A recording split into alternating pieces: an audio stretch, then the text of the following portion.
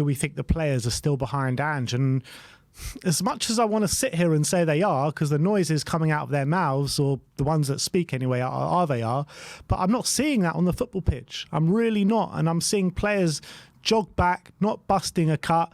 I mean, it took for Ollie Skip to come on to see the first player actually try and sprint to get back and defend their lines against Liverpool on Sunday. And I saw that against Chelsea. I saw lazy players against Chelsea. So what is it about these players? I mean, why are they looking so lazy? Why are they looking like they just have a complete lack of fight? Like you say, I don't understand it. I can't put my finger on it. And the only thing you can kind of say about it is that they are waning in belief a little bit. I mean, I can't think of any other alternative solution or alternative explanation. Because even like I used the example there, they all look fatigued and that, and you could chuck the argument in, this team was a Conte team that didn't do a lot of that. But then how many of these players are not really Conte players anymore? You think Van der Ven and you think James Maddison, they weren't used to, they haven't gone from one extreme to the next. They've just gone from other clubs sort of doing the work that they did there. Is it just the fact that it's the end of the season, these games are tricky, these opponents are better than we maybe have predicted? You do look at Newcastle and that front three they have, probably stronger than ours at the moment. Arsenal in tip-top form. I know they go 3-0 up, but then, see, the thing is, all these conversations, like I'm having a debate with myself, because I then think, if I was a Tottenham player and I'm playing in the North London derby at home, I'd be busting the gut and trying my hardest, not to be rolled over 3-0 at half time. But then again, they must have some energy reserves, because then they come out in the second half and do it and, go 2-0 or bring it back to 3-2. Chelsea's the one that's the most disappointing, because Chelsea have been so underwhelming. And then with that game, we came back into it at 1-0 down, and you think, here we go, we'll give them a go. And then it's set pieces again, 2 set pieces that you just think, why are these not being ironed out? Surely it doesn't take a genius to realise that, and the whole, I think, Ange jinxing it in the press conference didn't help whatsoever. And then Liverpool, even, Crystal Palace went to Anfield and got a result, but you do know this Liverpool team, when they're on their A game, they can still put up a performance. But then again, Mo Salah's been out of form. Szoboszlai's been out of form. All these players. Liverpool in general have, yeah. You fancy us to get a result there, or at least try. At least last year, I know we went 3-0 down, but we brought it back to 3-3. They showed enough fight to do there, and then obviously last minute it went to pot. But it's just confusing, because even in that first round, I know a lot of people were like, "Oh, you didn't play anyone tricky or that," but the teams in that, the teams we did play have come good. They have come good, haven't they? After a while, like the likes of Bournemouth, Fulham have got some good results in the end this season. It's just, this result's more worrying, because at least those games where, did we go 5 consecutive games where we went 1-0 up, and then I think at least with City we pulled one back. In those games, and I went to Villa, for example, I remember watching the West Ham game and thinking, at least we showed some fight. At least we looked like we walked out of that, we were all in high spirits, weren't we? We're going we trust Ange, we think this is going to work. But at the moment, it seems to have petered out. And the person who knows the right answers to all these questions is Postecoglou himself. But will he reveal his cards? Probably not. Yeah, I mean, I'm waiting for that Conte. Lads, can you tell? I'm waiting for that Conte-style press conference that we got about this time last year. The end of Southampton. But somehow, I don't think that's going to happen from Ange Postecoglou. But there is, like you mentioned before, like I mentioned before, a lot of similarities to the back end of last season, and what the traits that we're seeing from these players are reminiscent of what we've seen every time a manager has lost their job at Tottenham. Don't you think? Yeah, but I don't get it, because we were playing good football. Everyone seemed to be on the same page. It's been a while, though, since we've played good football. No, I disagree. I think we've been playing good football in spurts. Yes, there's been inconsistent performances, but I think there's, even in the inconsistent performances, there's been good periods of good football where we've opened teams up. Well, we did that on the weekend. Yeah, in the last 20 minutes. Yeah. But the game was gone. That's when Liverpool allowed us back in. I'm saying in this run of 7 games that we've had, the last 8 games, these 5 losses, apart from maybe the Arsenal game, the Fulham game, the Newcastle game, the Chelsea game, and this game, We haven't seen anything like that. I'm sorry. We have not seen anything as bad as those games this season. I disagree with anyone who says we've played that badly this season. We haven't, in my opinion. And the bizarre thing is,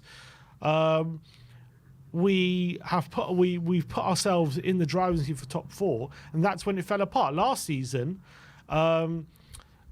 it was called, obviously Conte left, and then it completely fell apart. I don't think any of the players wanted to be there at that point.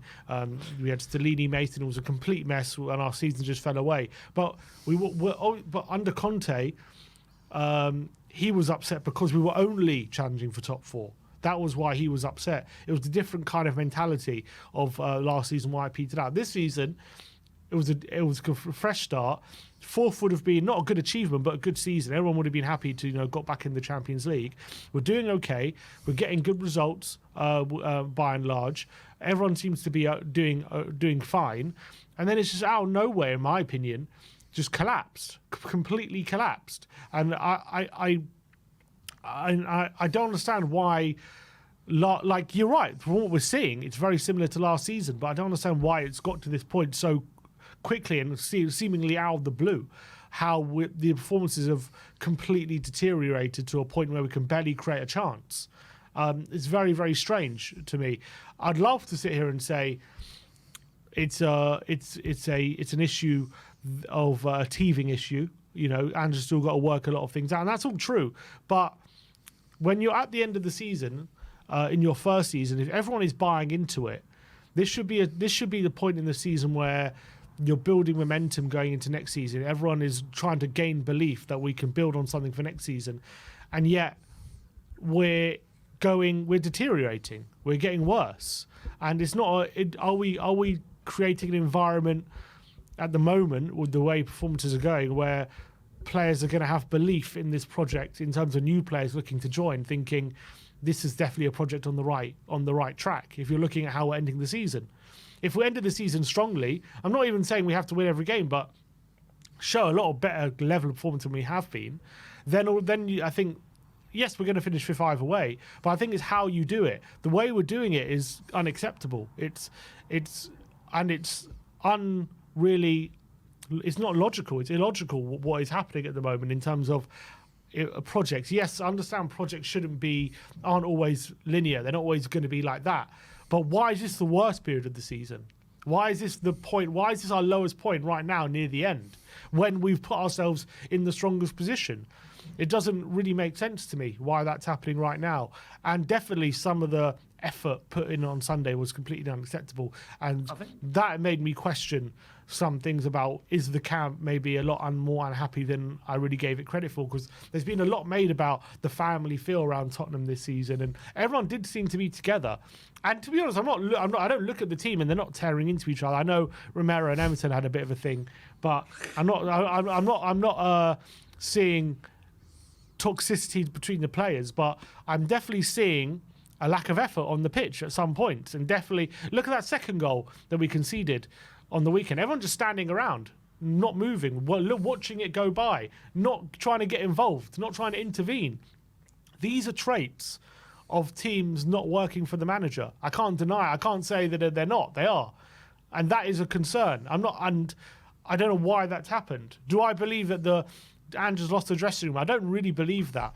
But that is what the evidence is telling me on the pitch. But what do you look like from previous ownerships, from previous managers and previous tenures, that you can tell the squad has been toxic on the pitch? Like, we've never seen. We saw Sonny and Lloris go at it. We saw Emerson and Romero go out on the weekend. But we've never seen players fighting or anything like that on a consistent basis. What we see that can kind of quantify the toxicity is players not fighting for each other, and players not fighting for the badge, and players not fighting for the manager. And that is exactly what we're seeing right now. So maybe there is a bit of a toxic element in the camp. But where's it come from? Because it's not been there the whole season, and it's just come out of nowhere. So that's what confuses me. What we know about what happens with Tottenham over the past couple of years is something goes horribly wrong, a game goes horribly wrong, and things spiral out of control.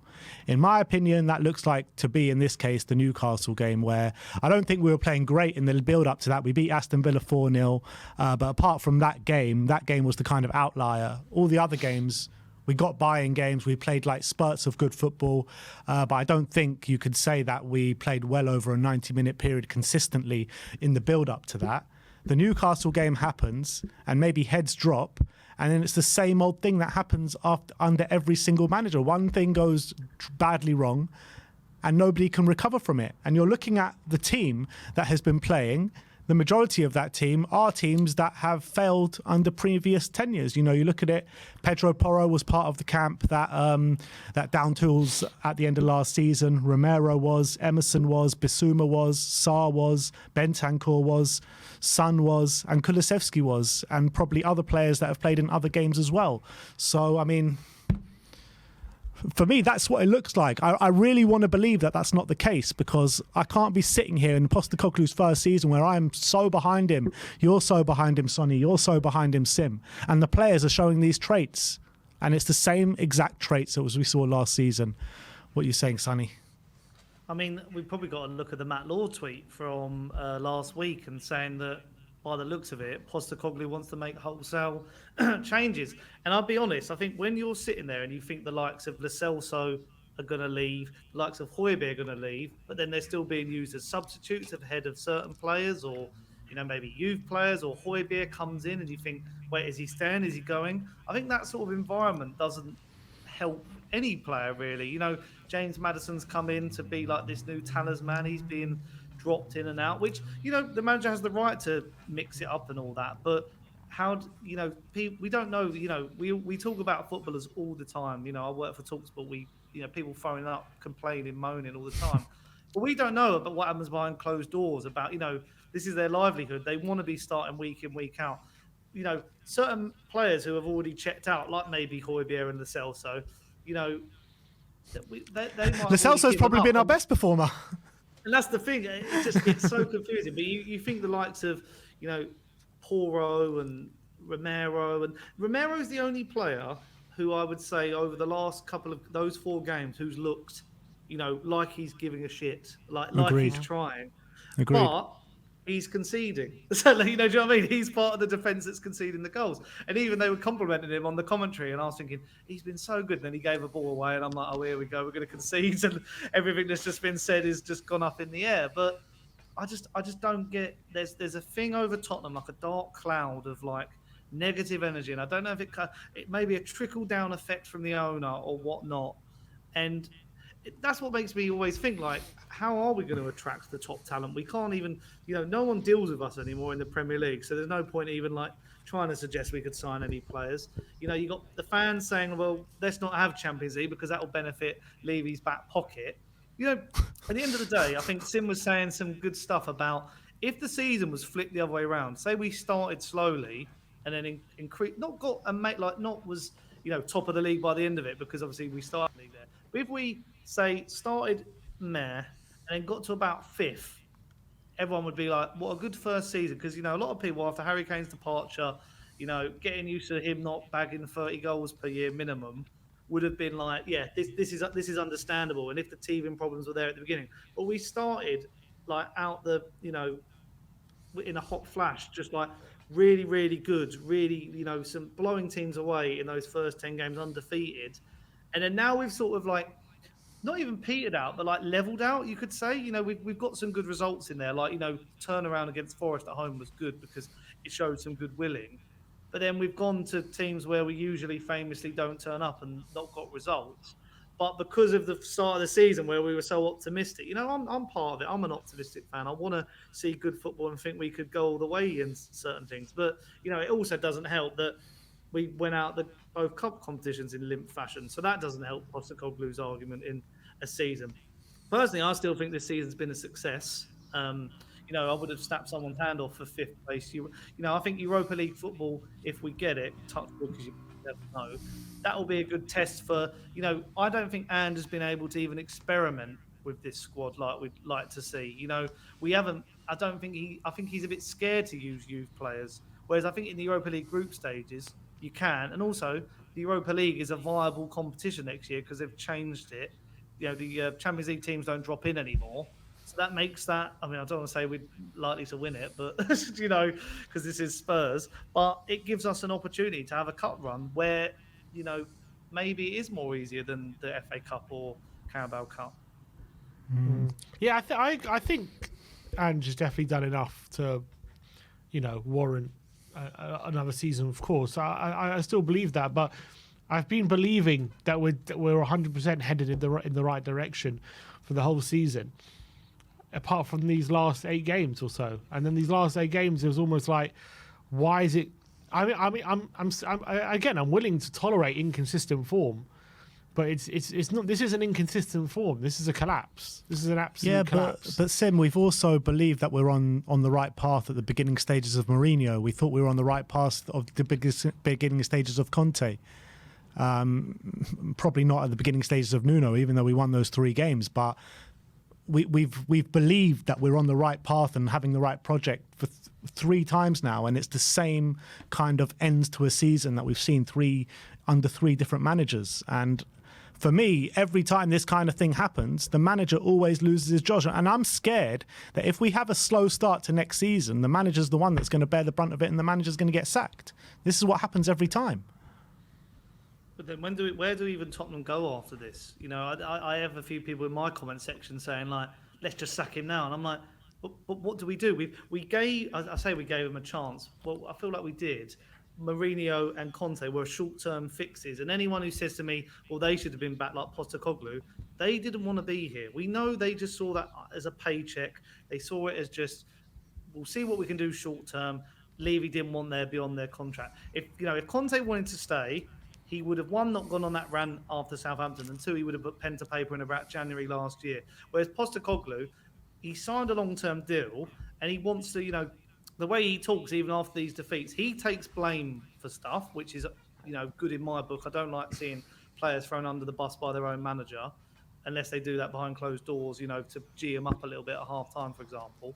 But, this manager is getting backed. And it's almost like we have had to do a proper reset. It weren't resets under Mourinho and Conte because Levy was happy to go with, here's what you've got. You've got Kane, you've got Son, you've got Dele Alli and Eriksen. Try with this because I don't want to invest in you because I don't know how long you're going to be here. Whereas Postecoglou, there's a reason. Has he maybe taken a step back, Levy, this season? We don't hear from him as much as we usually do.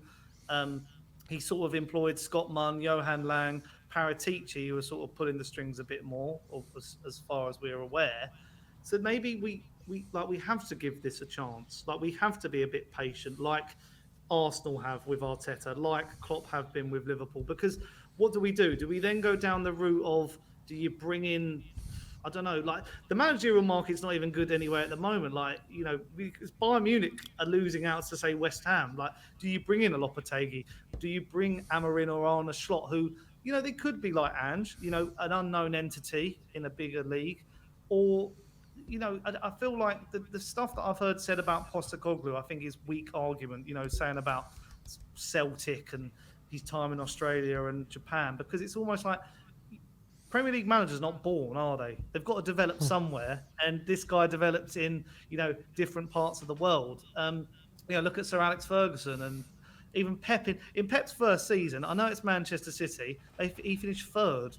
He lost 4-0 away to Everton. I don't know if you remember that. Tom Davies had a masterclass. He's now at Sheffield United. You have to give stuff time. And at the end of the day, I was quite a passionate fan in the Mourinho era because I used to get so angry. And if I started a YouTube channel back then, it was probably not be fit to air. Like, some of the head losses I have was monumental. Whereas now I'm so done with that side of it. I just want to see something grow, and I'm willing to be patient. And results like the last couple, they do wind me up, but I'm not simmering over it over the next couple of days, even though this does seem like a rant. But yeah, I feel like there's some validity to that argument because you've just got to give him time. Like, he's only had like 2 transfer windows.